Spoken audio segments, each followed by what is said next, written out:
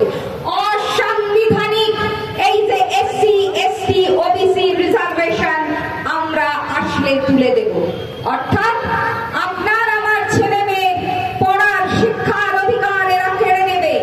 আপনার আমার ছেলে মেয়েরা আর মাথা উঁচু করে দাঁড়াতে পারবে না, চাকরিতে সংরক্ষণ থাকবে না।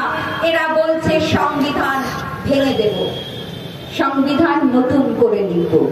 আপনারা জানেন যে পার্লামেন্টে ভারতের প্রথম প্রধানমন্ত্রী পণ্ডিত নেহেরু বসতেন, যে পার্লামেন্টে ইন্দিরা গান্ধী বসেছেন, সেই পার্লামেন্ট আজ অন্ধকারে। সেই পার্লামেন্ট আজ কোনো আলো জ্বলে না, পরিষ্কার হয় না। কোভিডের সময় সারা ভারতবর্ষ স্তব্ধ হয়ে গিয়েছে, কিন্তু নতুন পার্লামেন্ট তৈরি করার কাজ বন্ধ রাখেনি একদিন। সেই পার্লামেন্টে তোমার আমার ঘরের দ্রৌপদী মুর্মু, তাকে কেন রাষ্ট্রপতি করা হয়েছে? তার আগে প্রাক্তন রাষ্ট্রপতি ছিলেন রামনাথ কোবিন্দ। কেন এদের রাষ্ট্রপতি করা হয়? কেন? ভারতবর্ষের সকল তপশিলি জাতি, তপশিলি উপজাতি মানুষদের চোখে কাপড় বেঁধে দেওয়া হয়, দেখতে দেওয়া হয় না পিছনের আলো কি আসছে, সূর্য। কেন তারা সূর্যকে ঢেকে দেয়? শুধু ভোটের জন্য, শুধু তপশিলি জাতি আর উপজাতি পরিবারের ভোটের জন্য এরা আমাদের পরিবার থেকে একজনকে তুলে এনে রাষ্ট্রপতি বানায়। আর তারপর সম্মান তো দূরের কথা, কতখানি অসম্মান করতে পারে আপনি ভাবুন। পার্লামেন্ট তৈরি হয়েছে ভিত্তিপ্রস্তরে, স্থাপনে ডাকা হয়নি দ্রৌপদী মুর্মুকে। যে পার্লামেন্ট নতুন ভাবে উদ্বোধন যেদিন হলো, ভারতের সকল মন্ত্রী, প্রধানমন্ত্রী, স্বরাষ্ট্রমন্ত্রী থেকে সকল রাজ্যের মুখ্যমন্ত্রী থেকে আরম্ভ করে সেলিব্রিটি, গায়ক গায়িকা, কারা না আসেনি সেদিন। শুধু নেই তোমার আমার ঘরের দ্রৌপদী মুর্মু, রামনাথ কোবিন্দ।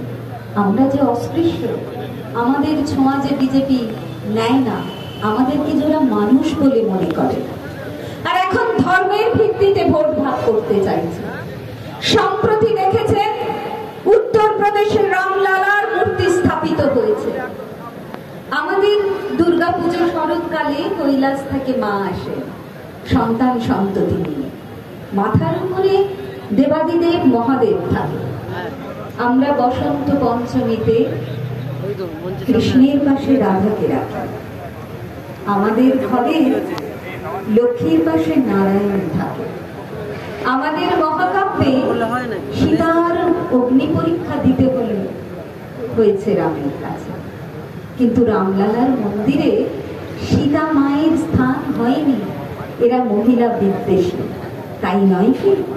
এরা তপশিলি জাতি উপজাতি বিদ্বেষী, এরা মহিলা বিদ্বেষী, তাই এরা রামের পাশে সীতাকে স্থান দেয়নি। তাই এরা সেদিন দ্রৌপদী মুর্মুকে আমন্ত্রণ জানায়নি। বদলা নেবেন না? না, বদলা ওই নয়। মমতাদি সেদিন বলেছিলেন 2011 আগে, খুনের বদলা খুন নয়, রক্তের বদলে রক্ত নয়, ঘৃণার বদলে ঘৃণা নয়, হিংসার বদলে হিংসা নয়, মারামারির বদলে মারামারি নয়। আশীর্বাদ করো আমায়, শক্তি দাও আমায়, আমি তোমাদের এই পশ্চিমবঙ্গকে বদলে দেব, পরিবর্তন করে দেব। সার্বিক উন্নয়নে তিনি, আপনারা যারা তাকে আশীর্বাদ করেছেন, এই বাংলার নকটি মানুষ যদি থাকে সেদিন আশীর্বাদ করে তাকে এনেছিলেন, তাকে সম্মান দিয়ে 294টি আসনের মধ্যে 187টি আসন আপনারা তাকে দিয়েছিলেন।